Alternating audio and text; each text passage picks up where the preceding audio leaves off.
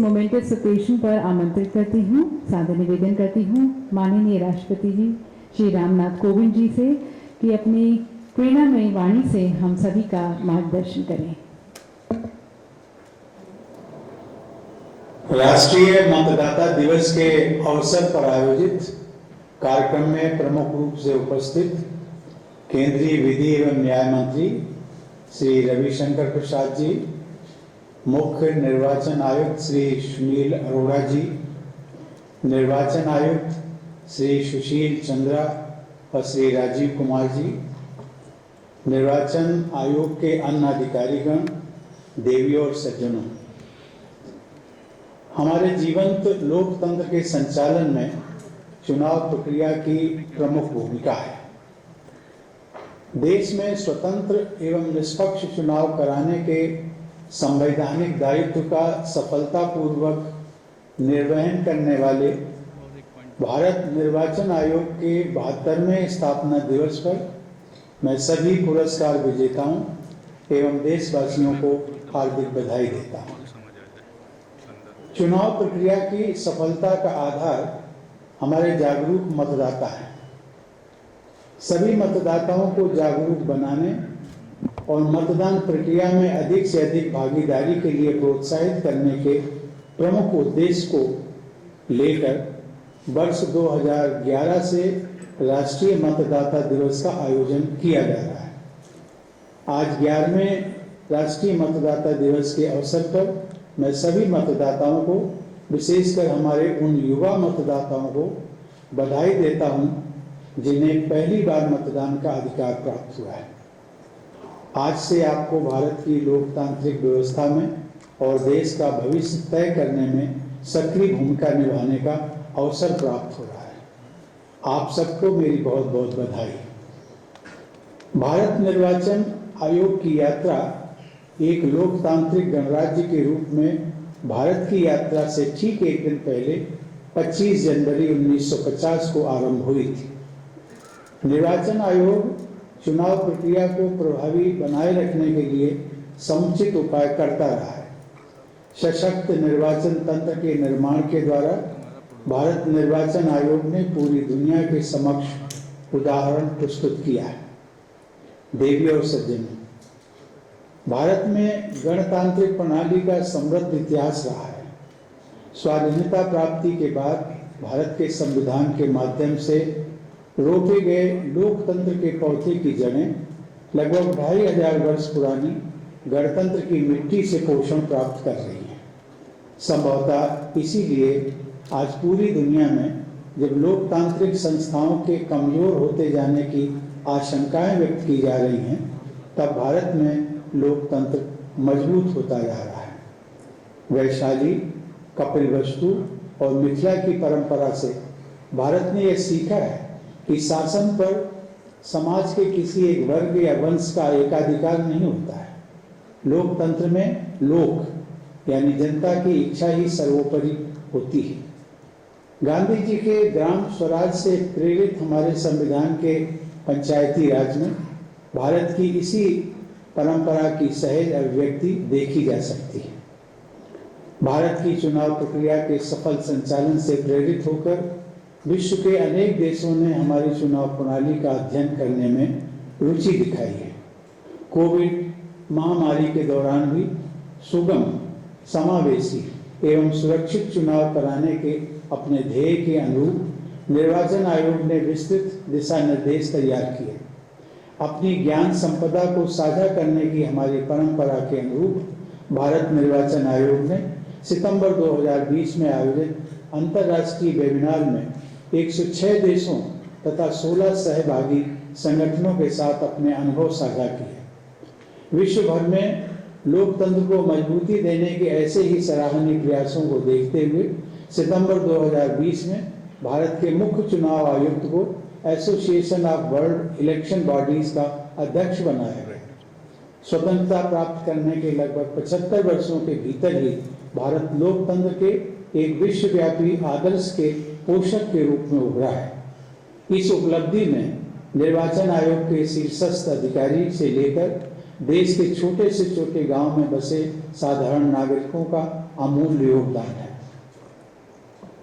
देवी और सज्जनों, आज इस अवसर पर मैं आप सभी को स्मरण कराना चाहूँगा कि हम सभी को मतदान के बहुमूल्य अधिकार का सदैव सम्मान करते रहना चाहिए।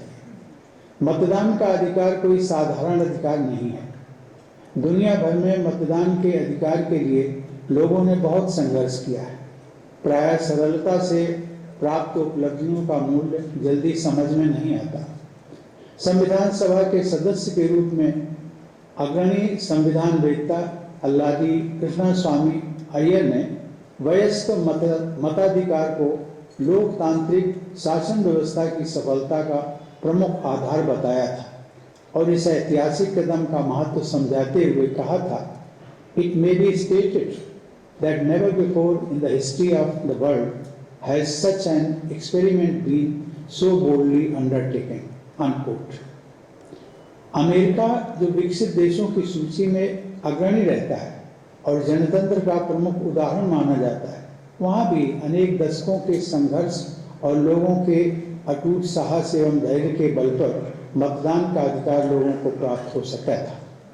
ब्रिटेन में भी महिलाओं को मतदान का अधिकार प्राप्त करने के लिए लंबी लड़ाई लड़नी पड़ी। आज़ादी से पहले भारत की स्थिति भी मताधिकार के मामले में अन्य देशों से बहुत भिन्न नहीं थी।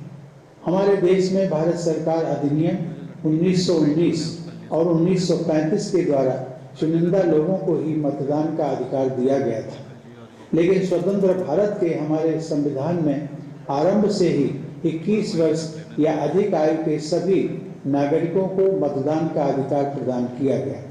बाद में इस आयु को घटाकर 18 वर्ष कर दिया गया। योग्यता, धर्म, नस्ल, जाति के आधार पर कोई भेदभाव न करते हुए हर पुरुष या महिला, अमीर या गरीब को मतदान का अधिकार है और हर व्यक्ति के मत का महत्व भी समान रखा गया है। इसके लिए हम सब अपने संविधान निर्माताओं के ऋणी हैं।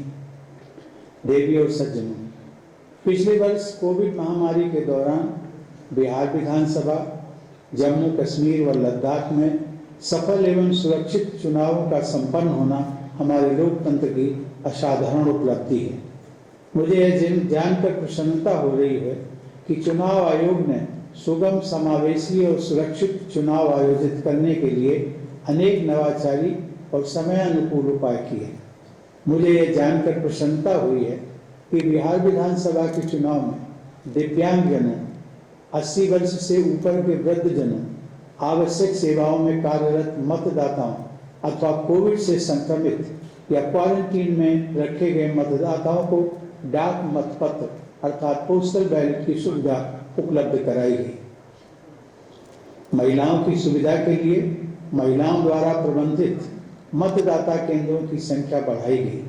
इन्हीं विशेष प्रयासों के कारण बिहार की 243 विधानसभा सीटों के लिए आयोजित चुनाव में कोविड महामारी से जुड़े प्रतिबंधों एवं कठिनाइयों के बावजूद मतदान का प्रतिशत 57.05 तक पहुंच गया, जो कि 2019 के लोकसभा चुनाव के मतदान प्रतिशत के लगभग बराबर था।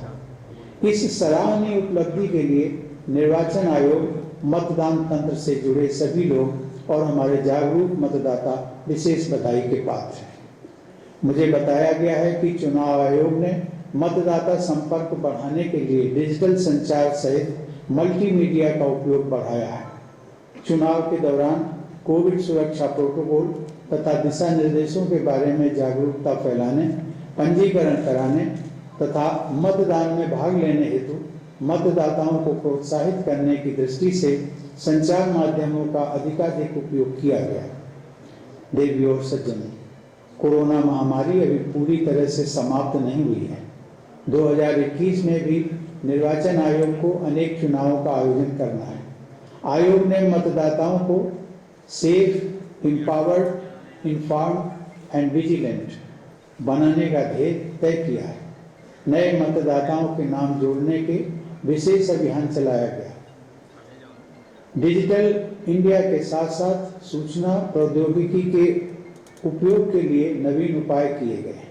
मुझे बताया गया है कि इन प्रयासों के परिणाम स्वरूप 1 जनवरी 2021 तक लगभग 27 लाख नए मतदाताओं के नाम मतदाता सूची में शामिल किए गए। अब हमारे देश में मतदाताओं की संख्या लगभग 92 करोड़ से अधिक हो गई है, जिनमें महिलाओं की संख्या लगभग 44 करोड़ से ऊपर है। भारतीय संविधान के प्रमुख शिल्पी बाबा साहब डॉक्टर भीमराव अंबेडकर ने मतदान के अधिकार को सर्वोपरि माना था। इसलिए हम सभी का, विशेष रूप से पहली बार मतदान का अधिकार प्राप्त करने वाले हमारे युवाओं का दायित्व है कि वे न केवल स्वयं अधिक से अधिक संख्या में पूरी समझबूझ के साथ अपने मताधिकार का प्रयोग करें, अपितु दूसरे लोगों को भी प्रेरित करें। अंत में एक बार फिर मैं सभी देशवासियों को राष्ट्रीय मतदाता दिवस की बधाई देता हूं और आशा करता हूं कि हम सब मिलकर अपने देश में लोकतंत्र को मजबूत बनाने के लिए अपना योगदान निरंतर देते रहेंगे। धन्यवाद। जय हिंद।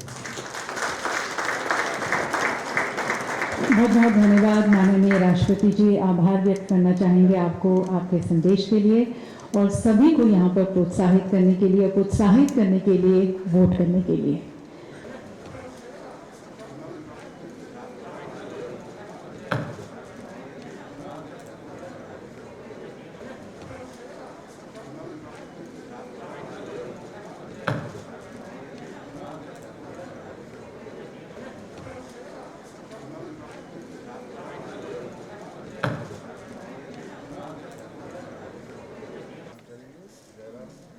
इसके साथ साथ आपका ध्यान केंद्रित करना चाहूँगी एग्जीबिशन जो यहाँ पर इसी हॉल में है। Now this exhibition, ladies and gentlemen, showcases the journey of the endeavors and persistent efforts which have been taken by the Commission towards conducting of safe, free and fair election हैं। और एक बार फिर से आपसे सादर निवेदन, अपने मोबाइल फोन्स को आप साइलेंट मोड पर रखें, मास्क को जरूर पहने रखें। काफ़ी सारे लोग जो यहाँ पर सब लोगों के हमने जबकि सोशल डिस्टेंसिंग पूरी तरह से pandemic. As you can see and as you just walked through that, there's a photo series on the initiatives and the safety measures which were taken during the Rajya Sabha elections. The unique awareness measures, especially the aerial messaging.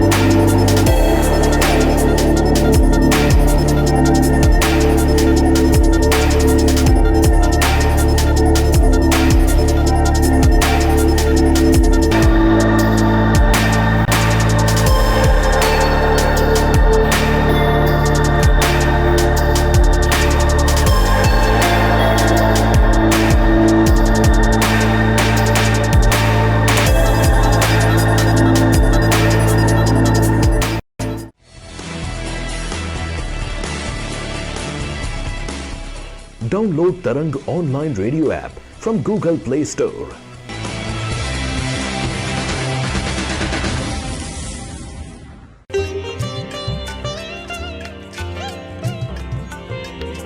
You are listening to Tarang Devotional Online Radio.